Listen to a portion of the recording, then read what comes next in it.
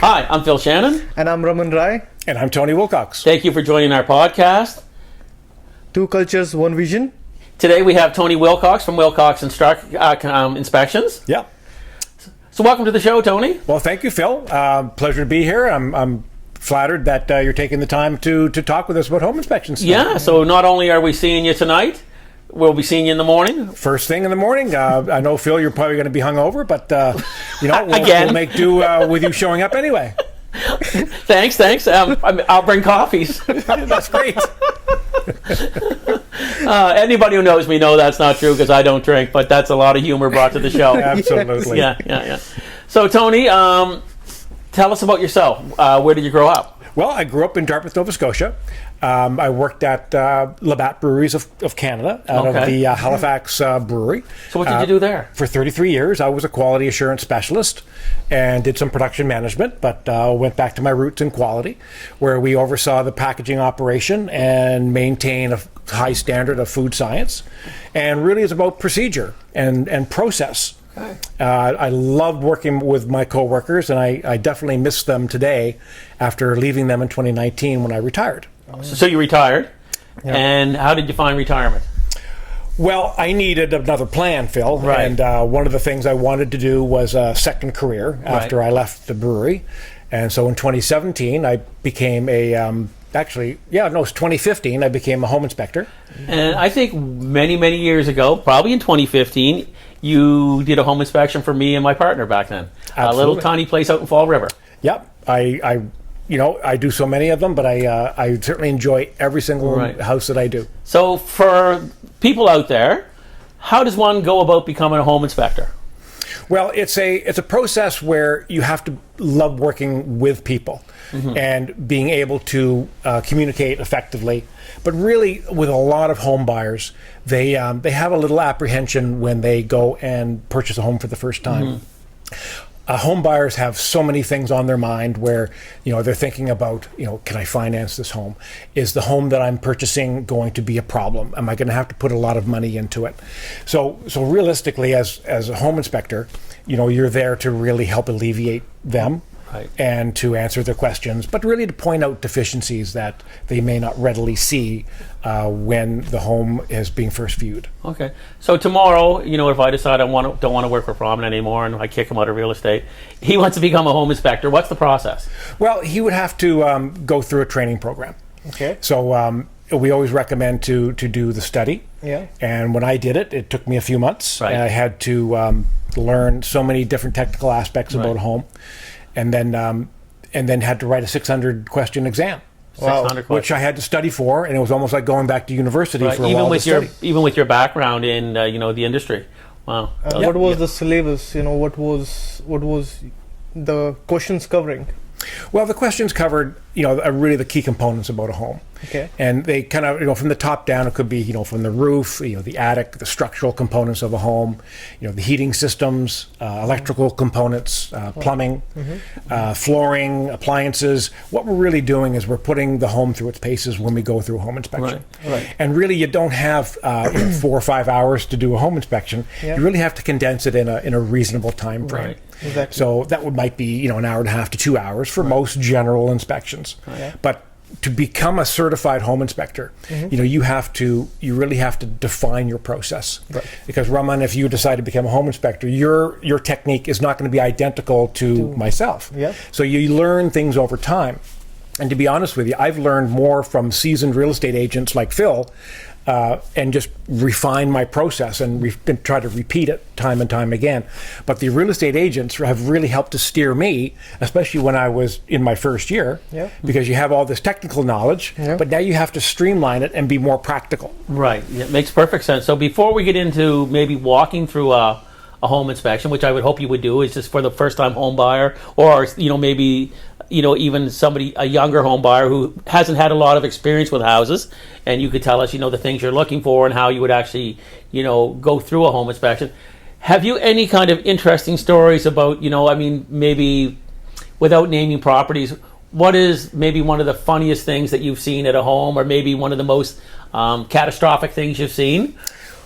Well, I think one of the things that jumps to my mind is mannequin collections. So I was up in an attic, and the cellar was a mannequin collector. Okay. And I didn't know this at the time, so it popped my head. It was COVID.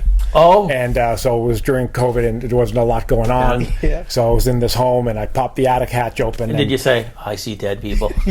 Well, you didn't know what was coming, right? So you saw these, female unclothed mannequins lined up to each other, and you shine your light on there, and it's like one of those OMG moments. I do have some questions, but we're going to keep it PG.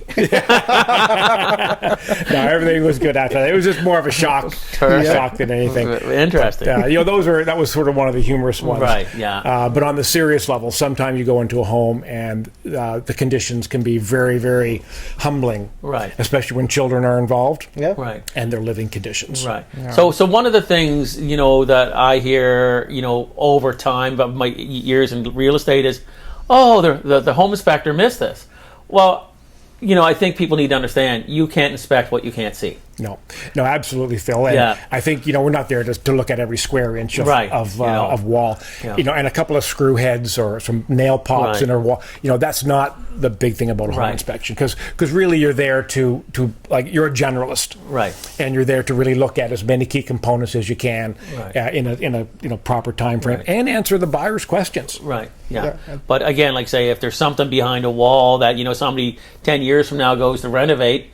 And there's no way for you to know what's behind there. There just isn't. No, exactly, Phil. Yeah. And the thing is, we're non-invasive inspectors, right? So we're not going with a sledgehammer like you might see on some TV shows. They're chopping down walls, looking behind us, trying to differentiate. Why did the builder do that? That's good TV. That's what that is. That's good TV. Yeah. So we're not there to do that. It's really what you can see, what you can measure, what you can record, what you can document in a reasonable time frame. Okay, so Raman has hired you to inspect a home. Mm-hmm. So tell us how that plays out. Show it. You arrive and So the first thing is we usually arrive before Raman or the real estate agent would be there. Right. Yeah. So that get a bit of a head start on things. So when I get there, the first thing I'm going to do is knock on the door because the seller still might be home, to make sure there's no strange man walking around her property or mannequins.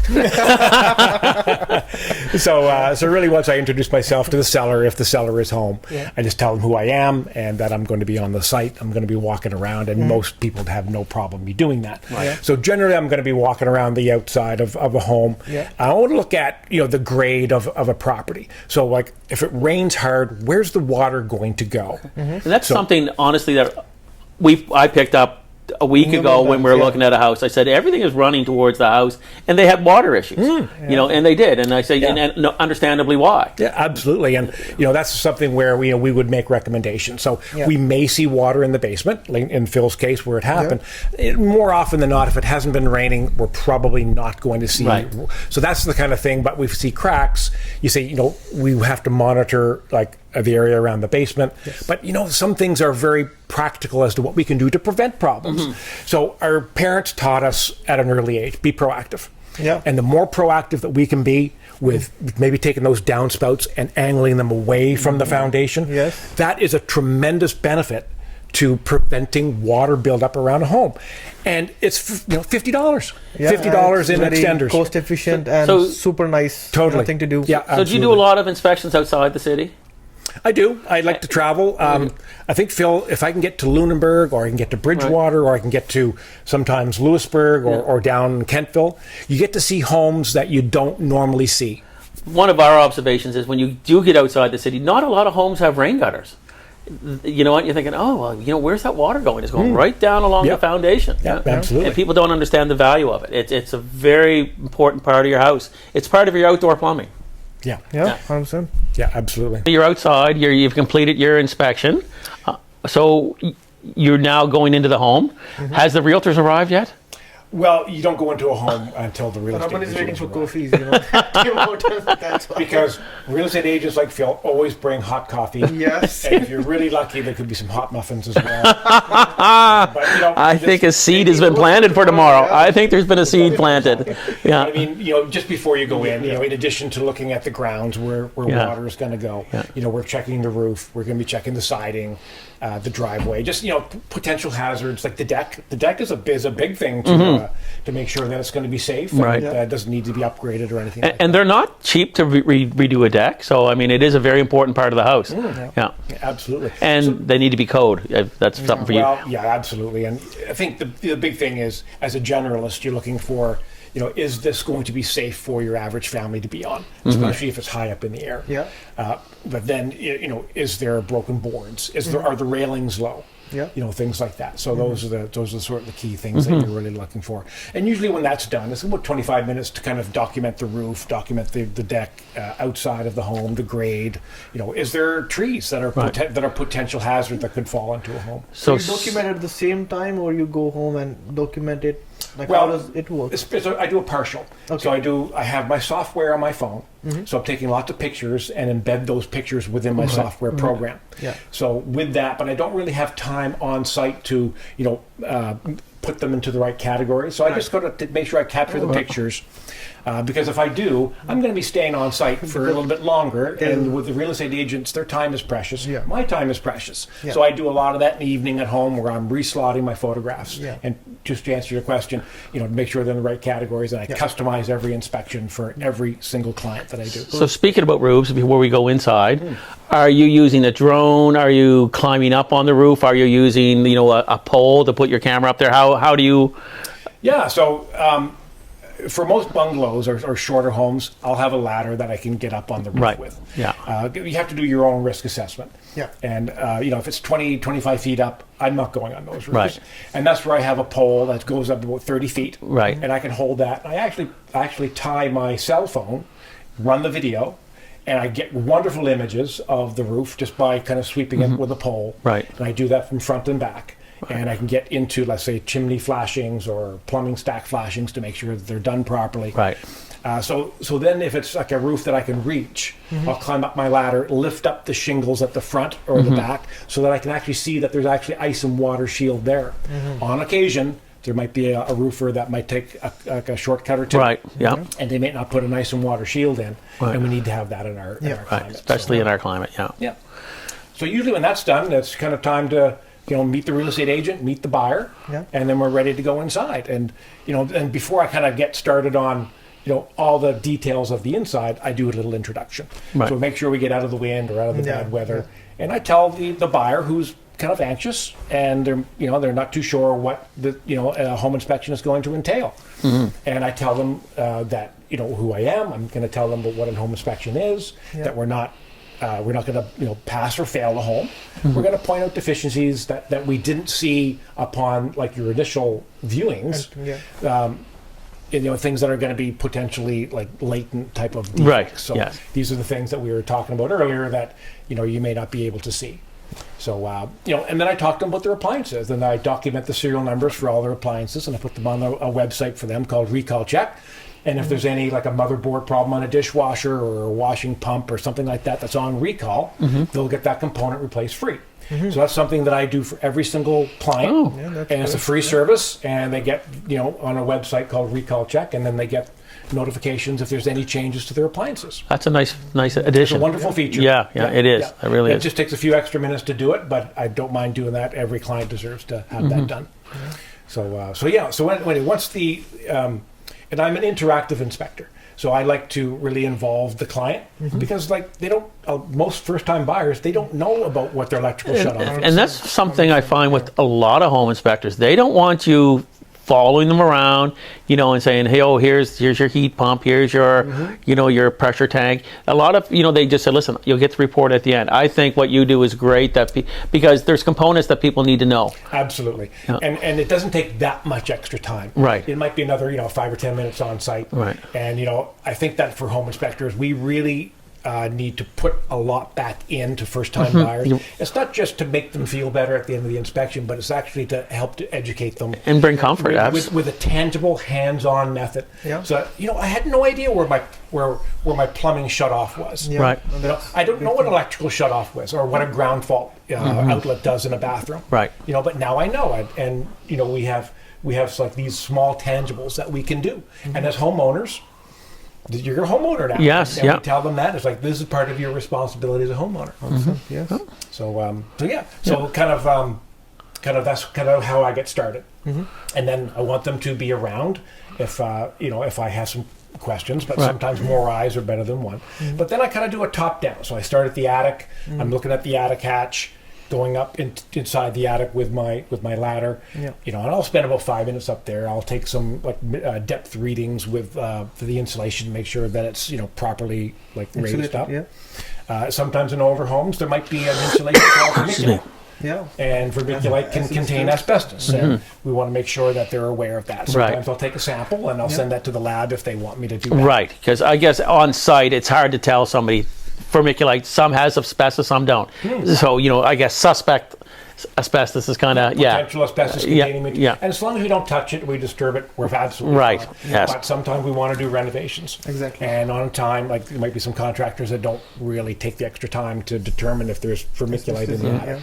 So we'll take a sample, put it in a Ziploc bag, and if the client wants me to have it analyzed, then we'll have that analyzed, and we'll provide that for them as more information. So once the attic is done, you're kind of looking at does the attic breathe? So is there good ventilation in the attic? That's the one thing that we don't know when we're first going through a home as a potential buyer is, what's up there? Because you're not doing that during your original showing. So, but when the inspector comes on, they're going to be ducking their head in there and looking around. So if it's not breathing, there could be a buildup of what we call suspect microbial growth. Mold. Mold, yes, And with mold, that can unnerve some people. And there's a way to be able to remediate that without having to re-spend a lot of money. And different homes have, correct me if I'm wrong, different ways of venting. So there's ridge vents. And are they gable vents? What do they call them on the edge there? Yeah, that's true. So gable vents is the traditional method, for older bungalows. But as time goes on, roofers are just much more in tune to proper ventilation methods. So the ridge vent will be at the peak, and there'll be a little gap at the top. In conjunction with the soffits down low, they'll have those little perforations on them with little what's called true vents on the inside.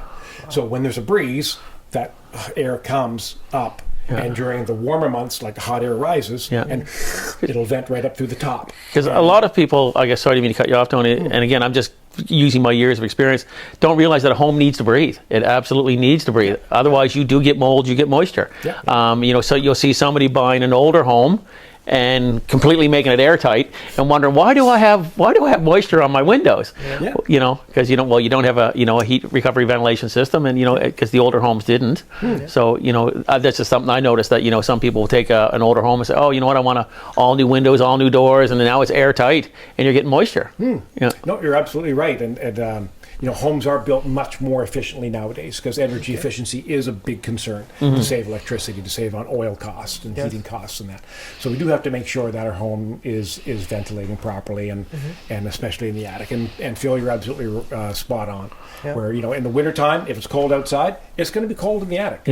And that's by design. And in the summertime, when it's stinking hot outside, it is going to be warm in the attic. But you're going to be able to feel the air moving. And you can look at the sheathing, if we're in the attic here, we would know if there was has chronic long-term problems.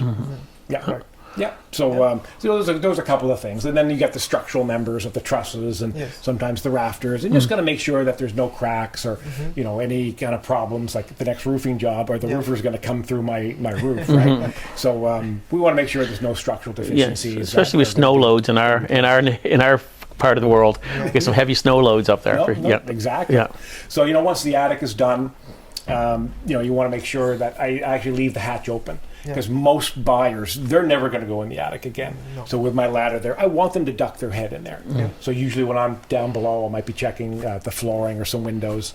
I want them to duck their head up there. Because I want them feeling comfortable about their home. And that they shouldn't be storing stuff on the insulation and pushing it down. And they shouldn't be doing that. Where does Christmas go? Up in the attic. Near the ghosts. Right next to the mannequin, yes. So anyway, once the attic is complete, then I can kind of get started on the top level. So usually I'm checking the bathrooms, and I'm running the tub, and I start to put the home through its paces a little more. So you're flushing the toilet, you're running the tub, you're running the faucets, you're making sure that everything is going. And then with lots of water running, you would say, hey, is the pressure dropping off? So sometimes it does, right? Like if you have a lot of fixtures running at once, you might just go down to a trickle in some faucets. You're not getting the pressure. So that might be something that we might have to remediate or get like a booster pump or something like that. But that doesn't happen too often. But you want to check for those things. Yeah. Make sure that it does the toilet flush and does it replenish properly. And does the drain okay? And is the sink attached? Yeah. I think when we go through home inspections, we see so many things that can be potential problems. And good home inspectors are going to be checking for a lot of that stuff and to make sure they point these things out. In pre-show, you were talking about replacing a toilet for somebody when you were in your very early 20s. Yeah. I mean, how often do you go into a home and the toilet isn't even attached to the floor? It's just sitting on the seal and it's just rocking. Absolutely. For smaller people, it might not be a problem. Right. You have some big lads go in and they might be rocking and rolling a little bit. And then next thing you get a leak. There could be a leak. Yeah. But tightening it down can be straightforward, but like Phil, you alluded to the fact that sometimes we, as homeowners, might be a little bit too exuberant in tightening them down. We might actually crack a toilet. So, there's steps. And I didn't have YouTube when I was young. No. And so you had to kind of, trial and error a little bit, but now you have YouTube to kind of help us walk through a lot of steps with learning about our homes. Yeah. So anyway, staying with the top level, you're looking for, does the door shut okay? Sometimes with older homes, there's settlement, and the doors get sticky or they don't close properly.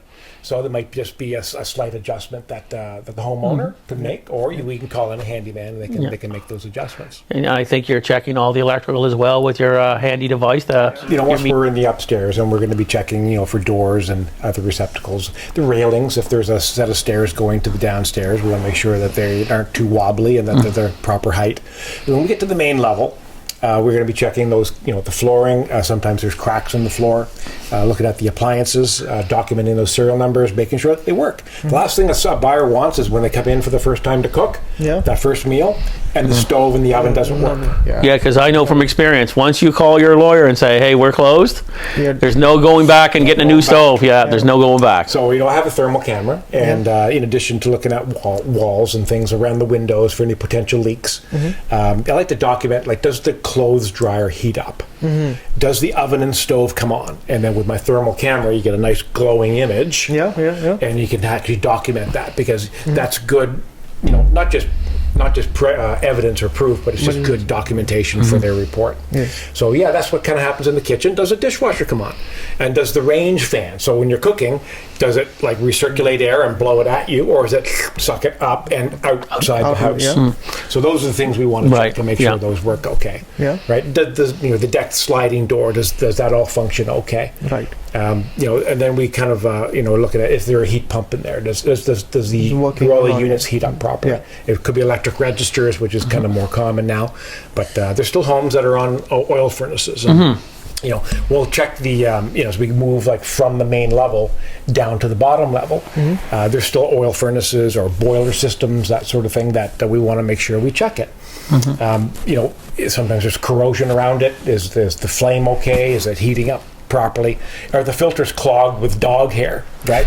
So these are the things that we can happen when we look at these furnaces and the and the systems around it. So is it sooty as far as the vent goes, and is it venting outside properly? Is it connected to the chimney okay, or that sort of thing? So that's the heating system. So we're kind of making sure that everything is it working okay. Usually next to the heating system there's a water heater. So is the water heater, how old is it? So if it's 15 years old, well, maybe its best days are behind it, and it's time for it to typically on a hot water heater, what are you looking at for? Well, 8 to 12 years is the average lifespan. Right. So if it's less than 8 years, that's going to kind of give a green light kind of a thing. The last thing you want is a 10-year-old water heater, and then within 2 months of the buyer moving in, it quits, it starts to leak, and it kind of gets water all over. And it's my understanding most hot water heaters rot from the inside out. So you could look at a perfectly good hot water heater, and it's ready to go tomorrow. So you got to be very attentive to that. There's heating elements inside, or there could be a connector on the top, and sometimes they can corrode. and then the water dribbles down, it just starts to corrode. And the last thing you want is to try to milk extra time out of the water because replace it while it's still intact, because you don't want to damage your floor. You don't want to do an insurance claim. Absolutely. Yeah. But there's also proactive things we can do. So we can get catch pans now with little water sensors that go in them. And they'll send a signal to your iPhone or your cell phone if there's ever a water leak. $60 for Amazon for one of those cool sensors is a heck of a lot better than thousands of dollars on flooring. So these are the little things that we can do proactively. So we kind of touched on the heating system. We kind of looked at the water heater. Sorry, I keep cutting you off. Oil tanks. So typically, what's the lifespan of an oil tank? It depends if it's a fiberglass one, if it's a steel one. Right. Insurance companies differ. Right. 15 years with a proper double-lined oil tank. Right. But there's no set rule. Like some insurance companies, after 10 years oil steel, they want it replaced. Right, yeah. But there's fiberglass ones that could be 20, 25 years. Right, It just depends on what's the nature of the tank, where is it from, and how old is it. I think that's great for people to know that, so when they're out looking for a home, they have a general idea of what, the lifespan is. Absolutely. And people should always shop around for their insurance as well. Absolutely, yes. Okay, because no two insurance companies are exactly the same.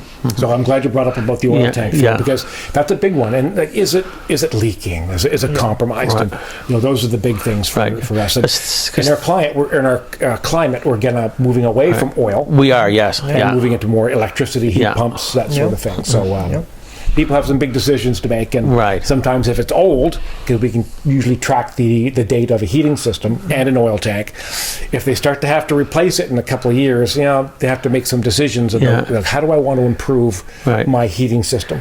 Home efficiency helps in that, right? Yeah, Efficiency Nova Scotia, absolutely. I mean, when you're looking at the removal of a furnace or a hot water boiler, it creates a lot of room in your home as well. Like, you're getting rid of that big unit, and, you may be going electric, or you may be going heat pump, or even hot water on demand, and those little boilers that go on the wall. They're very times, they save a lot of space. And then they are efficient. Yes. Absolutely. I mean, I did that in my own home. I renovated my top level, took my masonry chimney down because I wanted to make 2 small bathrooms into 1 large one. But to do that, I had to vent my oil furnace out. I couldn't do it because it was going to vent onto the deck, and that was a code violation.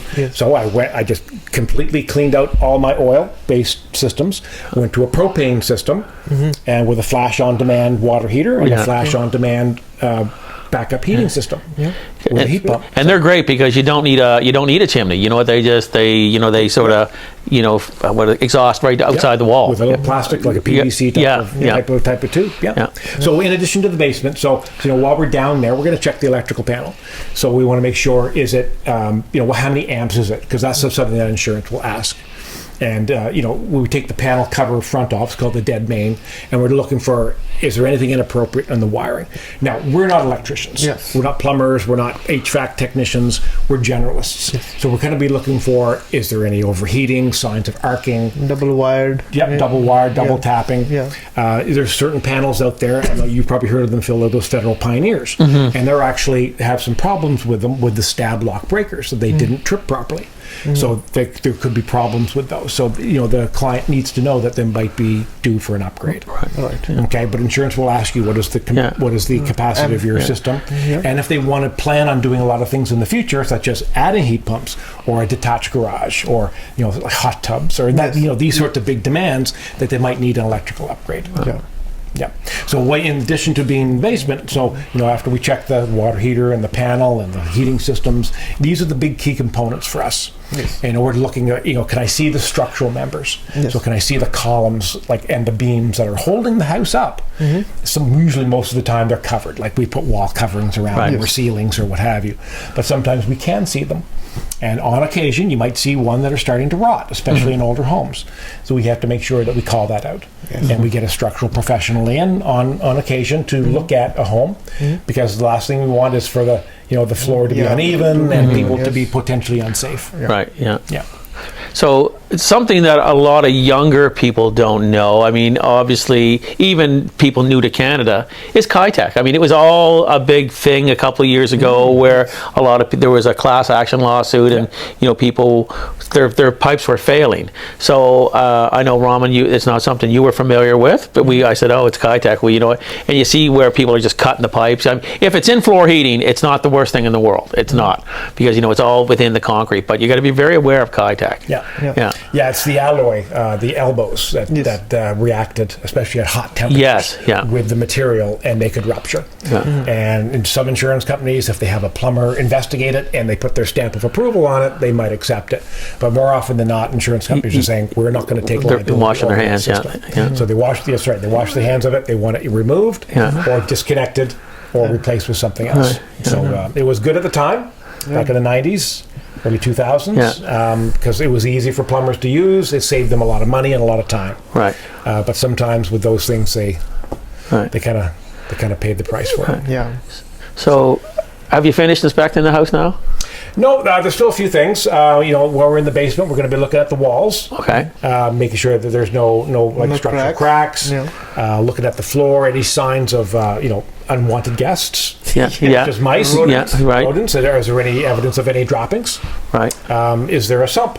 Is there a sump pump? Sometimes in some older homes, especially in low-lying areas like Bedford, Sackville, there's going to be problems with flooding, and we had that a couple of years ago. And so is there an operational sump pump that's going to be able to get rid of water under the slab? Flooring. Is there signs of rot on the subfloor? So those are kind of the other things that could potentially cause some problems. So when we see a lot of people, they're saying, "Oh, look, there's a little hairline crack in the foundation here. There's a hairline." Have you seen any foundations in Nova Scotia that may not have a crack in it? It's rare. The newer homes, they might still be pretty pristine. Right. But over 5 years, there's going to be settlement. There's going to be drying. And with drying, there's always going to be some hairline cracks. So the hairline cracks, I typically say it's not a big deal. It's it's Nova Scotia. Find me a basement that doesn't have one. I mean, if you get separation, then you got to worry about water. If you get separation, you're looking for potential moisture intrusion. And then if one that's vertical is one thing, but when these cracks start to go horizontal, they start to widen, then that's something that's more of a concern. Okay, now we're looking at potential. So horizontal is no good, right? Well, if it's a hairline, that's one thing, but I mean, still, it's indicative that there could be some shifting, some movement. We were looking at a property last week, and the whole basement had failed. It looked like had backfilled the property, built the house on it next to a swamp. The whole back wall was broke off the house. Oh my word! Yeah, interesting. But I think the home has potential. But it's a big investment. Absolutely. I know in one of my first couple of years of doing inspection, one thing that the seller didn't disclose was they had one of those large above ground swimming pools in their backyard. Well, it collapsed. Okay, and all the water went towards the house. Right. I was in the basement, and with my thermal camera, I was going around the walls as I usually do, and you just check because it had drywall. And sometimes, if it's wet, you can see with the thermal camera that there's potential moisture in behind. And then with a moisture meter, you put the moisture meter on the wall, and that basically backs up or confirms what your suspicions are that could be water in there. So when I pointed out, there's water in behind this wall. And then they kind of said, I think I remember this. I think I remember. And so now that takes on a life of its own. It might be something that, hey, we have to spend a little more money down here to remediate this property. Absolutely. For the mold and everything can be there, right? Absolutely. Absolutely. And what are some common things you find in a house, which is, which buyer should not worry about? Should not worry about? Yeah. Well, quite often with drywall, for instance. So people are often commenting, if they see drywall like nail pops on studs. So over time, you might see them protruding. So these are something where, if it's a severe crack and you see the walls opening up, that's different. But for the most part, a lot of people they're asking a lot of those, hey, is this indicative that my home is collapsing? Is there going to be hazard here? And as a home inspector, that's we want to be able to alleviate those concerns. Right. So we point those out in the home inspection. And what are the red flags which they should, just say, oh, I need to run? Well, it rarely happens. A red flag for me would be a major structural problem. Yeah. Okay. So I would with heavy rot. Yeah, I would say probably in a much older home with the rock foundations, and you're seeing the rock foundation starting to collapse. You're saying, you know what, you're going to get into some money here because somebody's going to have to come in and either A, you lift the home, put a new poured concrete foundation, or you got to rebuild that wall. Yeah. Yeah.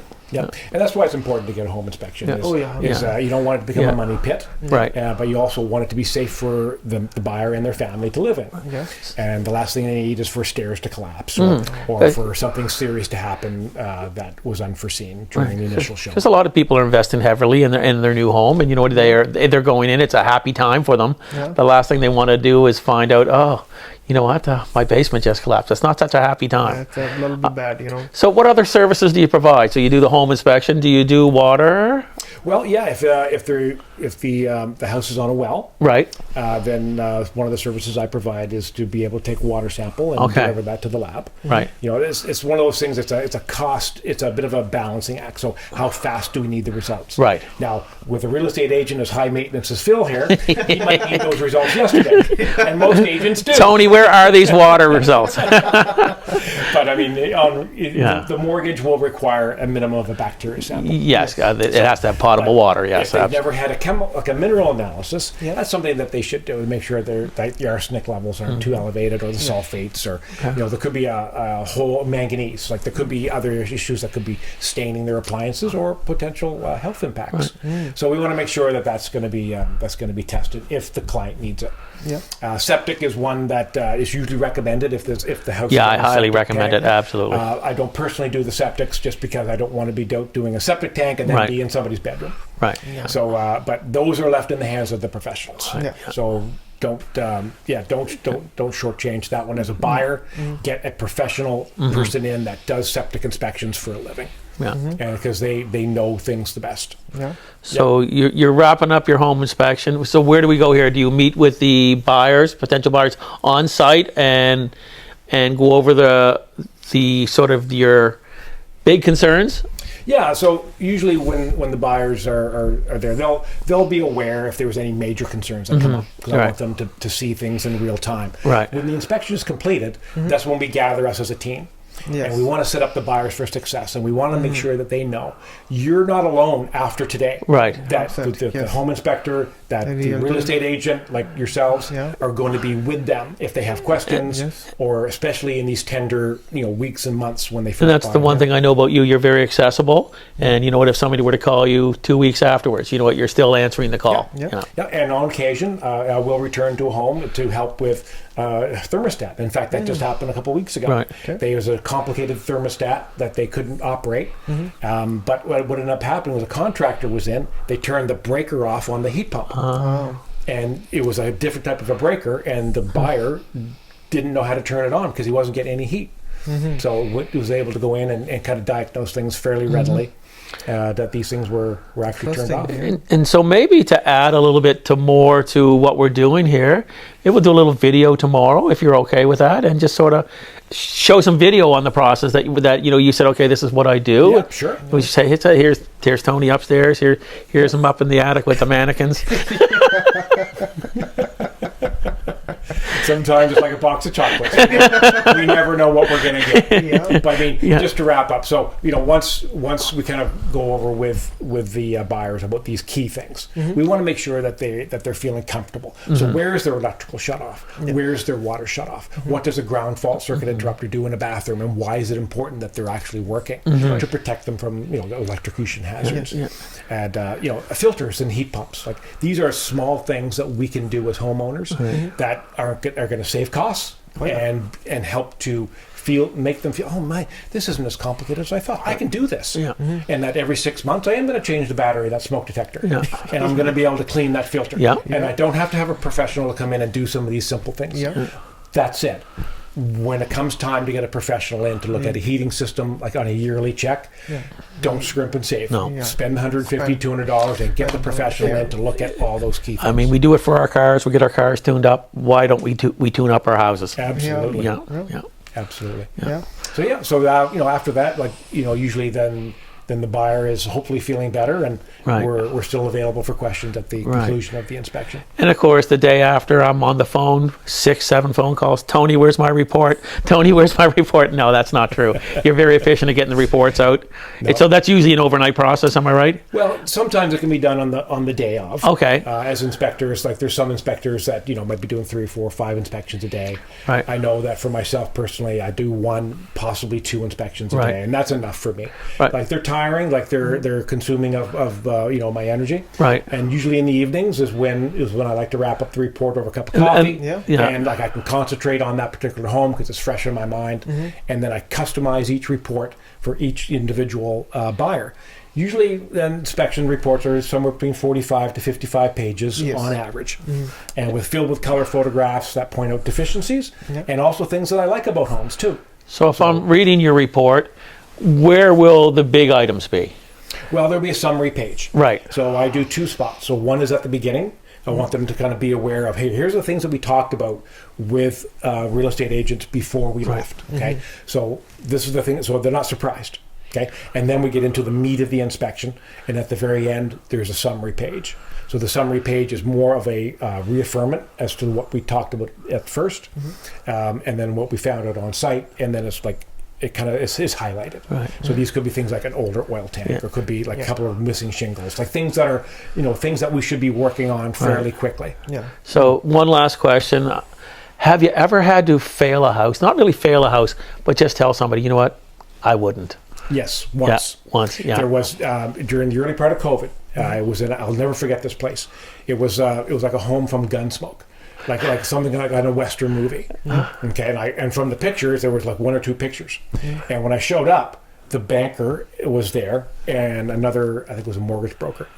And I had to sign a waiver of, so that if I was injured in sight, that they wouldn't be held liable. Wow. They never told me this. I had to drive to Parisboro for it. Oh, okay, yeah. So I show up to this place, and it was downright frightening. Yeah. So the structural members were really crooked off. The stairway was on an angle.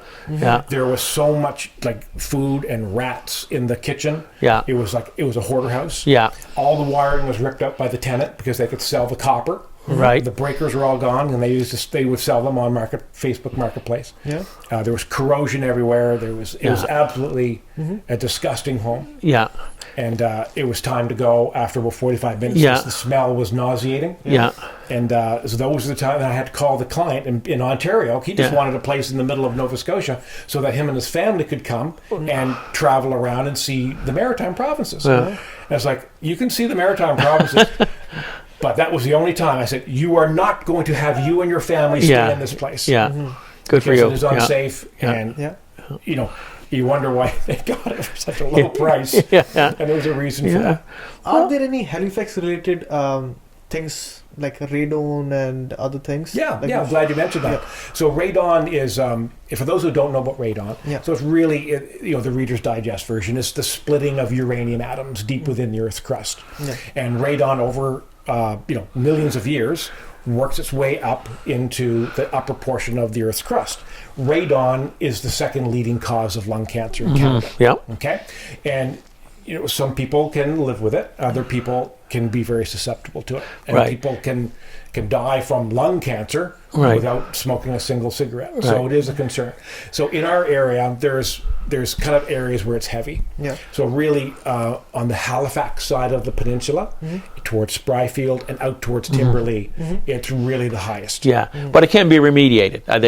Yes. Yeah. So what they do is and I would measure radon. It takes me about 4 days to do it properly. And if it comes up, in an elevated area, we kind of go right to a mitigation specialist. Right, I don't do that work myself. Right, yes. But we have recommendations that we do. What they do is they drill a hole in the slab of a foundation, and they put a vent, and they slowly suck the air from beneath the slab, called the sub-slab depressurization system, and they vent it straight outdoors. And that lowers the radon levels in their home really, really quickly. And it's very efficient. Yeah. Well, thank you so much, Tony. A lot of information for our viewers out there. A lot of information. Please watch the video. We'll be seeing Tony tomorrow at our home inspection, and as well, we are hosting a home buyer seminar April 8th at the RBC in Cole Harbour at 6:30. Please join us. Tony will be there for any kind of home inspection questions you may have. Raman and I will be there for real estate.